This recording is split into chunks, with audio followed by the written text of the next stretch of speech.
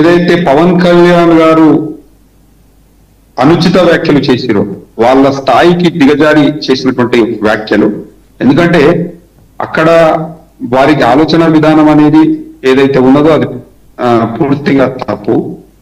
ఎందుకంటే ఇక్కడ ఒక ప్రాంతం పాడైపోవాలి, లేకపోతే ఒక ప్రాంతము చెడగొట్టాలనేటువంటి ఆలోచన ఎవరికి కూడా ఉండదు. ముఖ్యంగా తెలంగాణలో ఉన్నటువంటి ప్రజానీకం మొత్తము ఒకరికి సహాయం చేయాలి, ఒకరిని ఆదుకోవాలనేటువంటి మనస్తత్వం కలిగినటువంటి సున్నితమైనటువంటి మనస్సులు కలిగినటువంటి వారు.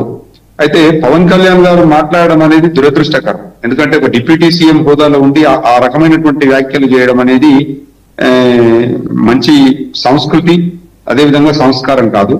అయితే నేను ఏమంటున్నానంటే ఈరోజు పవన్ కళ్యాణ్ గారికి అటు సినిమా రంగంలో కానివ్వండి, వారి కుటుంబానికి సినిమా రంగంలో కానివ్వండి, ముఖ్యంగా వారి యొక్క రాజకీయ ఎదుగుదల కానివ్వండి, అవన్నీ కూడా తెలంగాణ ద్వారానే వాళ్ళకి సిద్ధించడం జరిగిందనేది మీ ద్వారా నేను తెలియజేస్తా ఉన్నాను.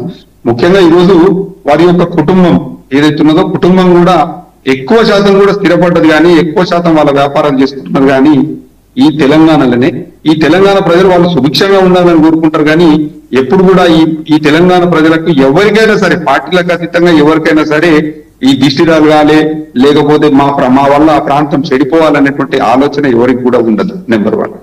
నేను రెండో విషయం